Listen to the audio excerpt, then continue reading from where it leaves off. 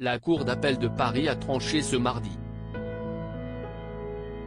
Pierre Palmade reste sous contrôle judiciaire et ne sera donc pas placé en détention provisoire, en raison notamment de son état de santé.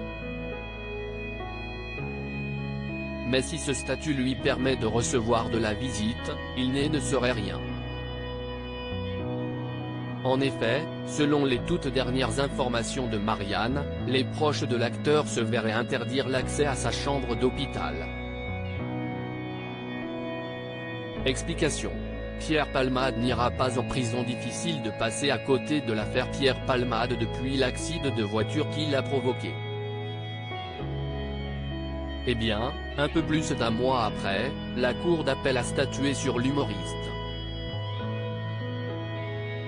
Ainsi, ce mardi 14 mars, elle a décidé de maintenir le comédien sous contrôle judiciaire. Il doit néanmoins rester dans l'hôpital où il est soigné. Dans son délibéré, la Chambre de l'instruction a estimé que son état de santé n'était pas incompatible avec un maintien en détention, mais que l'évolution de cet état de santé amoindrissait les risques de récidive. Pour rappel, Pierre Palmade avait été placé en détention provisoire fin février. En revanche, il n'avait pas fait un seul jour de prison.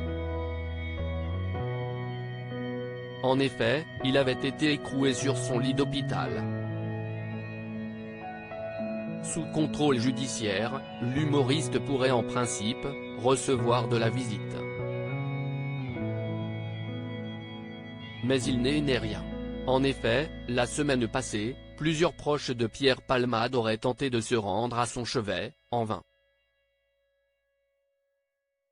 Seul son avocate aurait pu approcher le comédien. Une infirmière en chef a dit à tout le monde qu'il n'y avait pas de monsieur à ce nom ici, en leur demandant de quitter les lieux. Une source pour Marianne. Une conduite sous l'emprise de stupéfiants. Le 10 février dernier, l'humoriste a percuté avec sa voiture un véhicule qui venait en face. Outre le comédien, l'accident a fait 3 blessés graves. Un homme de 38 ans, son fils et sa belle-sœur, qui a perdu le bébé qu'elle attendait.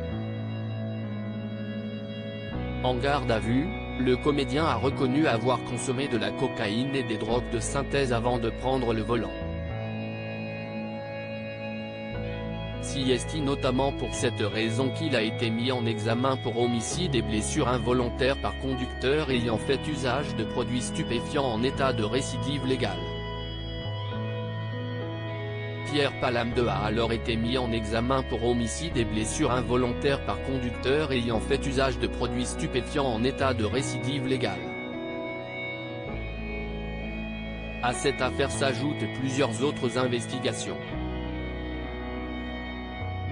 On pense notamment à celle sur la détention d'images pédopornographiques qui a été lancée après un signalement effectué auprès de la police. Mais dans ce dossier, pour le moment, aucune accusation n'est retenue contre l'humoriste. L'un des 3 blessés toujours à l'hôpital plus d'un mois après l'accident provoqué par Pierre Palmade, les occupants du second véhicule souffrent encore d'importantes blessures. C'est le conducteur de l'autre voiture qui est le plus touché. En effet, ce dernier n'a pas quitté l'hôpital Beaujon depuis le 10 février. Malgré des améliorations, l'état de santé de l'homme reste inquiétant. Selon nos confrères de BFM TV, il a toujours de nombreuses difficultés à s'exprimer et ne parvient à dire que quelques mots. Il souffre également de problèmes de mémoire. En ce qui concerne le petit garçon de 6 ans, qui se trouvait à l'arrière du véhicule au moment de la collision, il a enfin pu quitter l'hôpital Necker. Pour autant, son état de santé n'est toujours pas au top. En effet, il souffre de la mâchoire, qui a été cassée durant l'accident, et est contraint de porter un corset.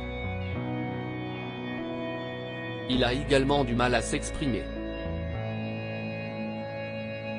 Selon l'avocat de la famille, il ne peut pas se nourrir, il a une sonde pour se nourrir et est dans un état très compliqué.